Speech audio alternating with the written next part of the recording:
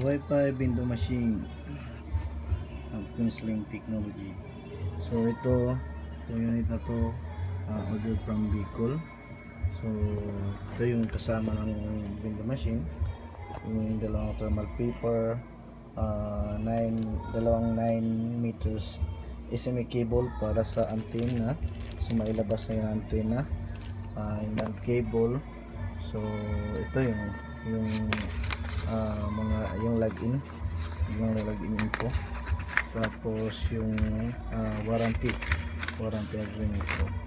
Ito may add-on tayong CPE up to 3 km, CPE to CPE transmission 3 km, CPE to mobile device up to 500 meters.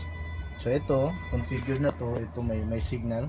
So dapat pag install nito, dapat 10 meters lang yung layo nito tsaka yung antenna para maganda pa rin yung sagap niya, kasi wirelessly connected as repeater kasi to ng window machine. So ayan, so testing natin yung window machine. So ito ang coin slot na to tumatanggap ng 5 pesos tsaka 10 peso coin.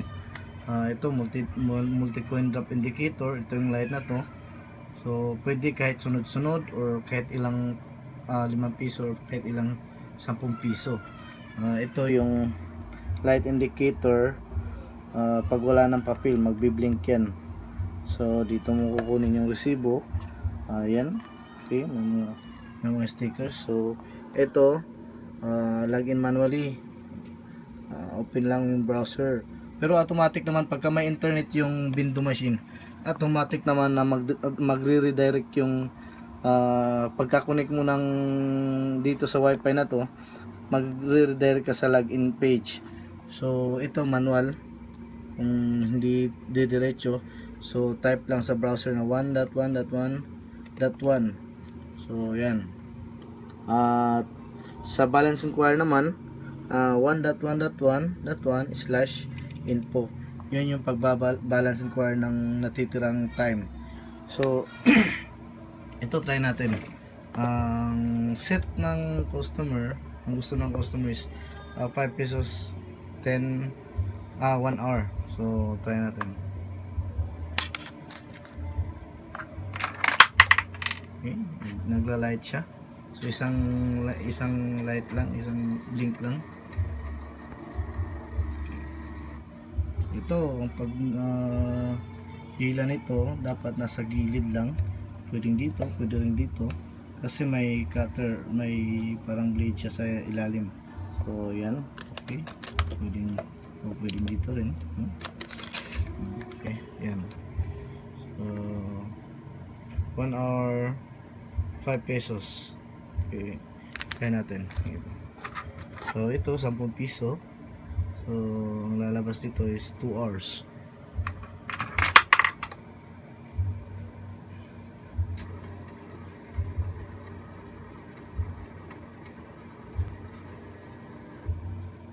Okay, sa gilid lang.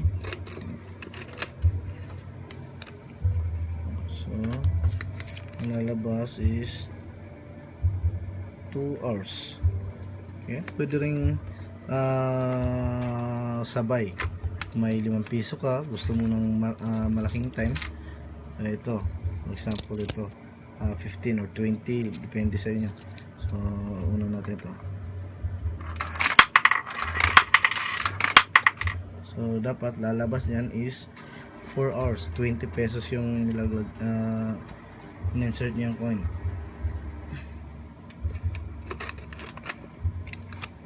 Okay, yan.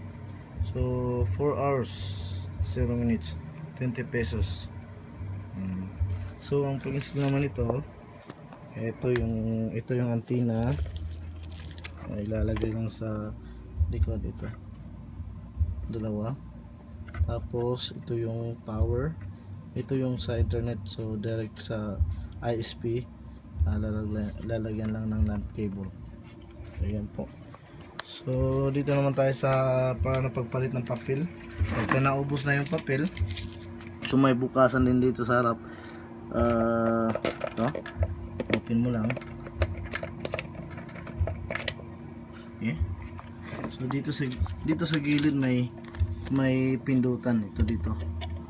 Okay, may gilid para umangat itong lalagyan ng papel. Tingnan natin.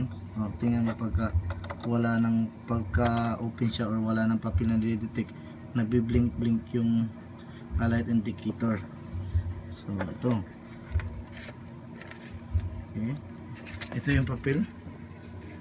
So dapat ang paglagay ng papel mula sa baba yung papel, hindi yung nakaganon. Kasi pagka nabaliktad nyo, naglalabas siya ng papel pero hindi siya napiprint. Dapat nakaganon talaga.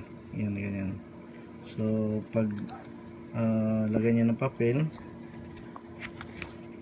pag nagpalit kayo ng papel, so may patungan naman doon. Ito, papatong nyo lang, babalik nyo lang sa lagayan niya.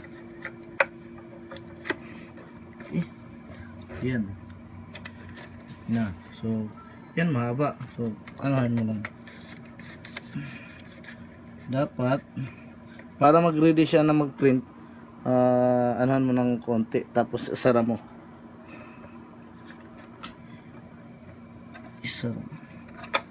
Okay, pag sara mo, diin mo lang ng konti. Ayan, pagka okay na, hindi na nagbi-blink, ibig sabihin okay na yung pagkasara. So para mag ready yung pag print nya, ito ano lang, yan, ready na yan. Try ulit natin. 10 piso, 2 beses siya nag blink, so 2 times 5 piso. Okay, yan, 10.